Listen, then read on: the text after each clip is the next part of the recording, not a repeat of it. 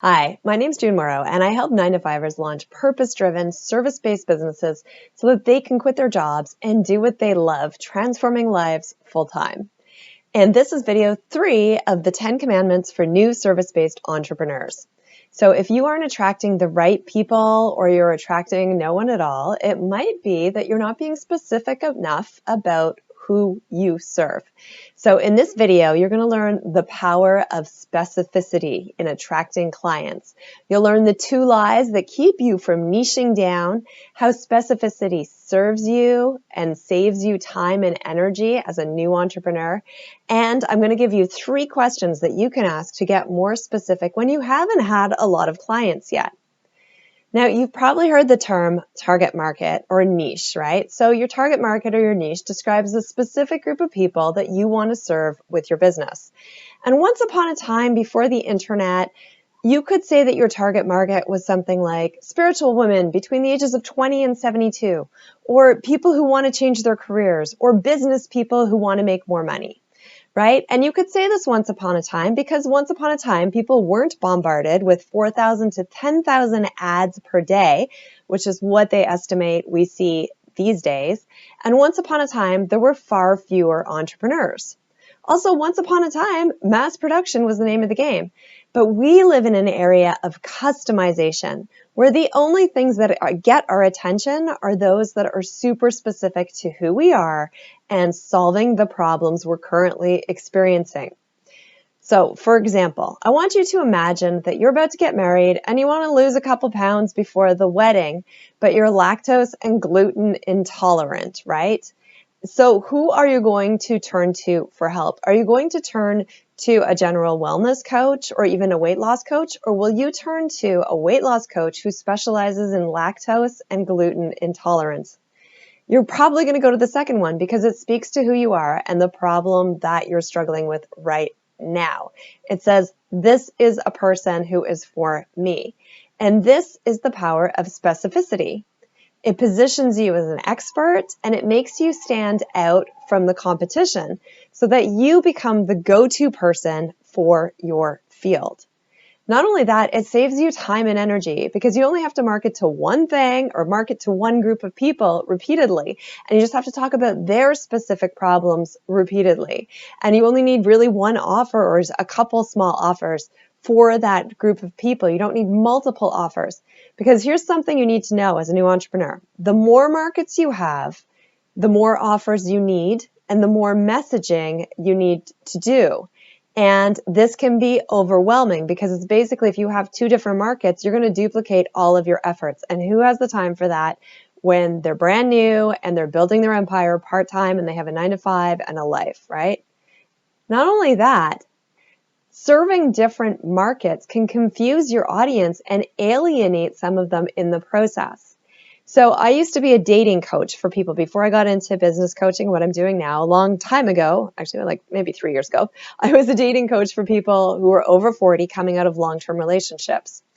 And that was going well. And so I decided to also help people who were going through breakups, people in their 40s coming out of long-term relationships, but not in the dating phase yet.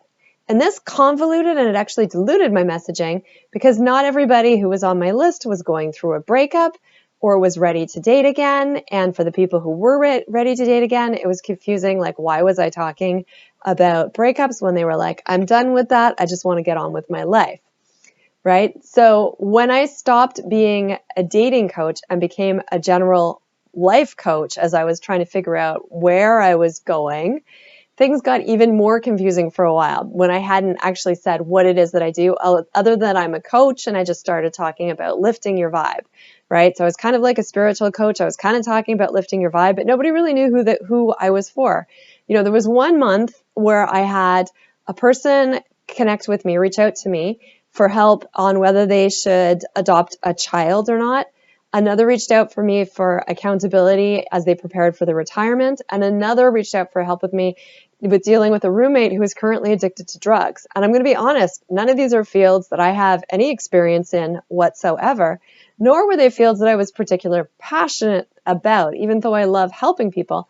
And of those 3 people, I wound up working with none of them because I wasn't the right practitioner for them, just as you aren't for everyone. Now, some of you might be thinking, but look at all the potential business that came to you. You could have had those 3 clients.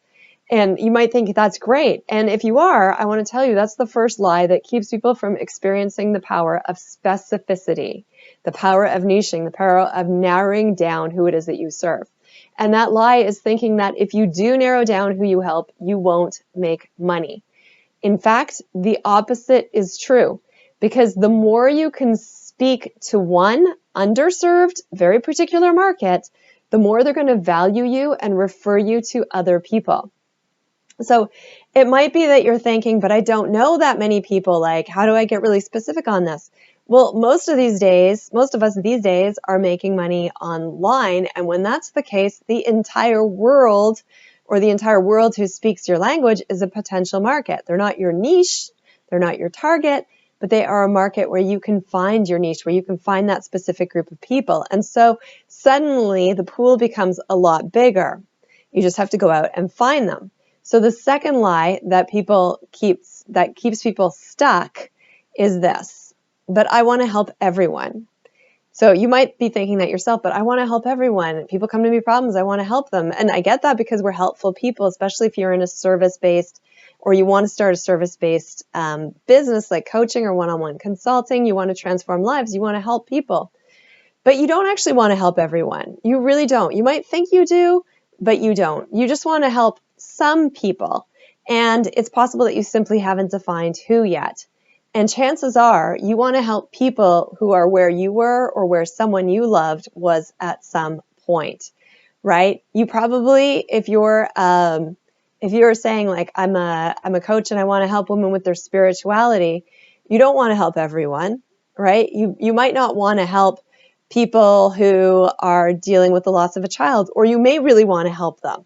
Or you might not want to help people who want to become ministers, or you may really want to help them, right? There's various problems, various different things that you can help people with. I'm a business coach, but I don't help people who want to make money on Amazon. I don't help people who want to start a high-tech business. I don't help people who want to start a nail salon. That's not what lights me up. Those aren't my people. I love working with people who have day jobs and this burning desire to transform lives through a service-based business like coaching, consulting, light work of some kind, healing, because that's where I've been. Those are my people. That's my tribe. And you have a tribe too. So let go of this wanting to help everyone. Yes, you may want to, but the truth is your genius and your experience is not for everyone. So if you're in this space right now where you're like, okay, I hear you, I know this, my market is too broad, I've been hearing this from other people, and if I'm going to tell you, if your market is women of any age or men of any age or business in general, it's too broad. How do you get more specific? Well, you can ask yourself the following 3 questions. 1, what are you super good at that people wished they were good at too? So what do people come to you for advice? This is the first question. Maybe you're really good at organizing stuff. Like you can find space to store stuff anywhere. It's your superpower. And when people come over to your tiny little condo, they're always impressed with like how minimalist it seems and tranquil. And yet you seem to have everything you need. And if they need anything, you pull it out of a drawer and you're like, what? How do you have a food processor stored there? And people are always like, wow, I wish I could get my place as nice and as tidy and as organized as this. So that's something people come to you for advice on. And furthermore, you've been thinking, it would be so much fun to be a home organizer because you watch those shows, you've Marie Kondoed the crap out of everything, right? You just love home organization. The second question is, who would value that skill or ability? What types of people? How would you describe them? Those are actually 3 questions, but that's all part of the second question. So if you're really good at finding storage solutions in small condos, who could benefit from your expertise? Brainstorm everyone you can think of. It might be older people who are downsizing, or new parents living in condos, or people who recently shacked up or got married and just moved in for the first time and are kind of like, we have so much stuff. Or recently divorced people. Excuse me. Oh, I'm losing my voice. Recently divorced people in their 30s. Brainstorm all the people that could benefit from what you know and what they are going through that your expertise could solve. And then once you have that list, the third question is, which of these types of people would you most enjoy working with? And if you go through the list and you're like, oh, these people won't pay me, cross them off, right?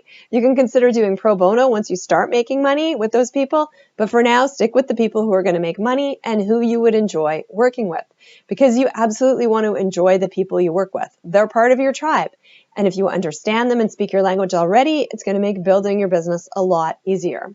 So say you're like, I really relate to the recently shacked up group, which is great because people who are recently shacked up, they now have a dual income and they have new stressors in their life, like how to get along and people's stuff and people's way. And like, I hate your painting and I hate your artwork and all this stuff. So your market becomes new couples living in tiny condos who are squabbling over the stuff in their space, right? You can very clearly see who that is with a description. New couples living in tiny condos, squabbling over stuff in their space. And if you know someone like that, you'll be like, oh yeah, I know somebody who works with that, who can help you. It's really, really clear. And it's small. It's a little niche, but it's a niche that if you're a home organizer and you're living in a city like Toronto or Chicago or New York or San Francisco, or a city where there's a lot of condos, there's enough people there. And furthermore, if you're a home organizer and you're doing this online, then your target becomes people in Hong Kong or in, London, or depending like what in different cities from where you live, right? And you can offer your services remotely. So ask these 3 questions. 1, what do people think I'm good at or come to me for help with? 2, who could use that specific skill or area of advice? Like what problems are they going through, or who are going through problems that skill or area of advice would solve? And 3, of these groups, which would I enjoy working with the most? And voila, you have specificity and a niche.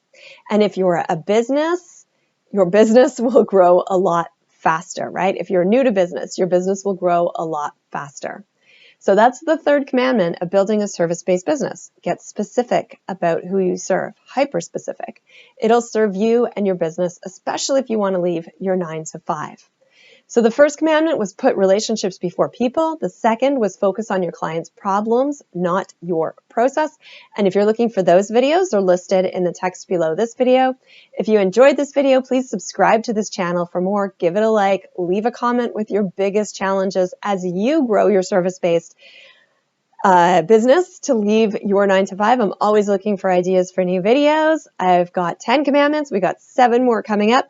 Also, I've got a free master class on how to find clients despite a tiny mailing list. The link for that is below. And finally, for even more trainings, accountability, and a really supportive community of other emerging entrepreneurs building businesses that transform lives, head over to my Facebook group, The Wayfinders Club. You got this.